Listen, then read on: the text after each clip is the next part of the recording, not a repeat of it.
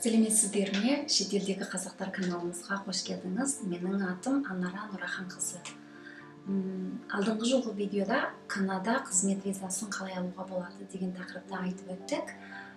Бүгінгі видеоды бастардың алдында сіздердің бізге комментарийда жазған сұрақтарыңызға жауап беруді жөн көрдік. Сонымен Асылбек Жалғас, рахмет сіздің сұрағыңызға. Сіз былай жазыпсыз: сәлеметсіз бе, 2-3 апталық курсіге оқуға барып, Канадаға қалай қалып қалуға болады? Біріншіден, 2-3 апталық үйренуге келетін болсаңыз, ол қысқа уақыттық үйрену, сондықтан сізге саяхат визамен кіресіз. Саяхат визамен кіріп болған соң, одан соң біз алдыңғы жолғы визаның ішіне айтып кеттік, қалайдан саяхат визаны қызмет визаға алмастыруға болады деп. Сіз дәл біздің алдыңғы жолғы видеоны толық көріп шығатын болсаңыз, қалайдан қызмет визаны алу жолын бәрін білетін боласыз. Тағы да бір айтып кетер, рахмет сіздің сұрағыңызға. Сонымен бүгінгі тақырыбымыз Канадаға оқу визаны қалай алуға болады, қаншалықты ақша кетеді, оқу виза алудың қандай тиімділіктері бар деген тақырыптарды талқылайтын боламыз. Біріншіден, 6 айдан төмендік уақыт, қысқа уақыттық 1-2 айдық үйрену болмаса 1-2 апталық үйрену оқуға келетін болсаңыз, ол қысқа уақыттық, сондықтан сізге оқу визаның алуыңыздың қажеті жоқ. Жаңағы біздің сұрақтағы айтып кеткен жауабымызбен ұқсас, сіз саяхат визамен кіретін боласыз.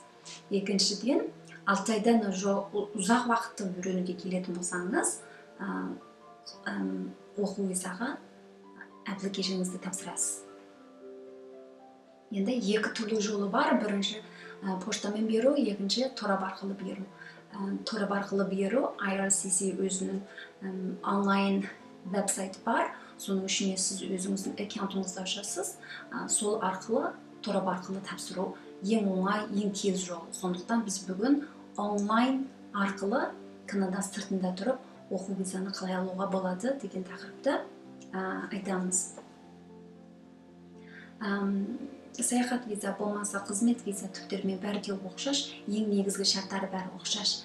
Бірінші, сіздің паспортыңыз керек әрине, екінші, сіздің рәсіміңіз керек, 2 талы рәсім керек. Одан сырт оқу визасы басқа визаларға біраз ұқсамайды, оның бір алдыңғы шарты бар. Бұл шарттың ішінде offer, invitation from higher institution, болмаса university. Сіз бұл жақтағы университеттен алған шақыртуыңыз керек. Бұл шақыртуды қалайдан алу керек, қайсы мектептер талдауым керек деген ол бір үлкен тақырып. Оны біз кейінгі видеоларда мектепті қалай талдау керек, қандай мектептерді бітірсек кейінгі жолдарымызға дұрыс болады, қандай мектеп талдау керек. Кейбір private schoolдар ол келмейтін жағдайлары болады. Ол үлкен тақырып, сондықтан біз оған бір басқа видео түсіретін боламыз. Сондықтан бүгін мектептен invitation бар деген жағдай деп есептейміз. Мектептің шақыртуы, жаңа айтып өттік, паспорт, рәсім, одан сырт language test, English or French. Сіздің ағылшын тіліңіз болмаса, франция тілдің тіл нәтижеңіз керек. Одан сырт biometrics, fingerprint, қол бедерінің тексертуіңіз керек. Medical exam, денсаулығыңызды тексерту куәлігі. Әрине, біз денсаулықты қай жерге барып тексеруім керек, қол бедерін қай жерге барып тексеруім керек дейтін сұрақтар болуы мүмкін. Бұның бәрін сіздің жаңағы онлайн аккаунтының ішіне әрбір документіңізді берген кезде сізге қай жерге барасыз, қай жерге барып қол бедерін тексертесіз, денсаулығыңызды тексертесіз дейтін қанық инструкшндар береді.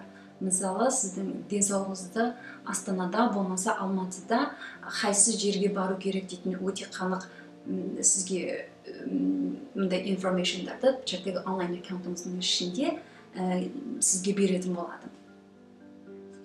Одан сыртқы енді бір негізгі шарт, жеткілікті ақшаңыз болу керек. Бұны біз бірнеше видеодардың ішінде айтып кеттік, жеткілікті ақша болу керек деп. Канадада бір жылының ішіне сізде кем дегенде $10,000 ақшам бар деген дәлеліңіз болу керек. Мектептен үйрену сомасын беріп болған сыртында $10,000 жылдық Канада доллар ақшаңыз барын дәлелдеуіңіз керек.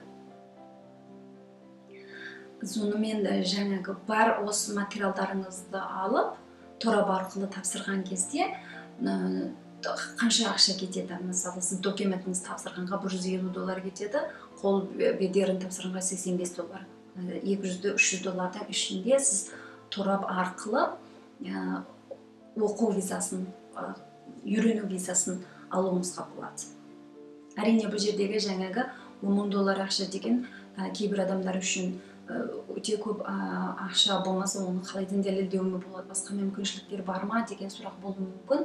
Біздің тағы бір кісі комментарийдің ішіне айтып кеткен, жеткілікті ақша бір жоқ болған кезде қандай қылсақ болады деген. Бұл жерде әрине біз сізге былай болмаса алай деп бір жолын нұсқап бере алмаймыз. Бірағында әрине кейбір адамдар оқшамайтын жолдарды істейді. Өз ойымда сіз білуге тиіссіз деп ойлаймын. Енді бекімін өзіңіз жасайсыз. Мысалы, сіз визаға тапсырудың алдындағы 6 айдың ішінде өзіңіздің банк аккаунтыңыздың ішінде $10,000 ақша бар деген дәлелдеуіңіз керек. Бұл $10,000 қалайдан келді? Сіз біреуден қарызға алып тұрдыңыз ба, болмаса достарыңыз бірге бір-біріңізге көмектесіп бір аккаунтқа әзірше салып тұрдыңыз ба, ол өзіңіздің еркіңіз. Бірақ айта кетер, ол ақшаны сіз Канада ішіне кіріп болған соң өзіңіздің тұрмысыңызға қажет. Мүлдем пұл жоқ болып кіруіңізге әрине өзіңіз қиналасыз. Сондықтан ақшаңыз бар болғаны Канаданың сіздің ақшаңыз бар дегені дәлелдегеннің мақсаты бұл жерге келген кезде сіз өзіңіз қиналып қалмасын деген сіздің мүмкіншілігіңізді келердің алдында жасап беру. Ал енді бір айта кететін нәрсе, оқу визасы басқа визадан қарағанда өзінің тиімділік жағдайы бар. Қандай тиімділіктер бар? Мысалы, бірінші сіз master degree болмаса PhD дегрейға келген болатын болсаңыз, магистранттық аспирант болмаса докторлық аспирантқа келген кезде сізде мүмкін мемлекеттік грант түседі. Ол сіздің өзіңіздің мектепке оқуға беретін ақшаңыз, өзіңіздің жекелік тұрмыстық ақшаңызға жететіндей жеткілікті ақша, жеткілікті грант түседі. Әрине біз әрқандай адам магистрлық болмаса PhD, докторлық дегрейға берген кезде бәрі ала береді дейтін нәрсе емес. Сіздің өзіңіздің тіл нәтижеңізге, бұрынғы өзіңіздің үйрену тарихыңызға, бұрынғы мысалы сіздің undergraduate, bachelor дегрейдағы нәтижелеріңізге бәріне де қарайды. Бәр жағдайы жақсы болған жағдайда сізге грант түседі. Сондықтан бұл бір тиімділік жағдайы. Енді бірі, сіз study виза алған кезде мектеп ішінде жүріп, университет ішінде жүріп қызмет істеуіңізге болады. Мектеп сыртынан да әр аптада 20 сағатқа шейін қызмет істеуіңізге болады. Енді бір тиімділік жағдайы, сіз өзіңіз семья бар жағдайда өзіңіздің жолдасыңызды әкеліп алуыңызға болады. Жолдасыңыз міндетті түрде қызмет визаны алатын болады. Мысалы, сізде кішкентай бала болатын болса, үйдегі балаларды да әкеліп алуыңызға болады. Оларға ешқандай үйрену болмаса қызмет виза дейтін ешқандай виза түрлерінің жекелей тапсыруының қажеті жоқ.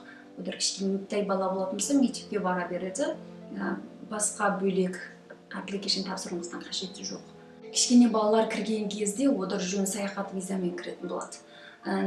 Кейбір кезде оларға жөн ғана өзінің паспортымен ғана кірген кезде кастомда оларға таңба бас береді.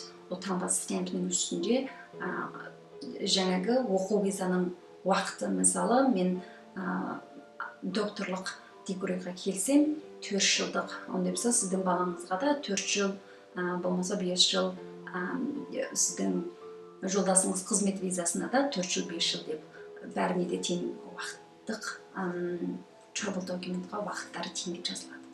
Көп жағдайда әрине. Сондықтан оқу визаның да өзінің көптеген тиімділік жағдайлары бар. Сонымен бүгін Канада оқу визасын қалай алуға болады деген тақырыпта айтып өттік. Тағы да айтарымыз, біздің каналымызды қолдаңыздар. Сөзсіз біздің комментарийға сұрақтарыңызды жазыңыз. Сұрағыңыз жоқ болса өзіңіздің тілектеріңізді, болмаса өздеріңіздің сын пікірлеріңізді жаза отырыңыз. Біз үшін олар өте маңызды. Сонымен сіздермен бірге болған Анара Нұраханқызы. Келесі кездескенше сау сәлемет болыңыз.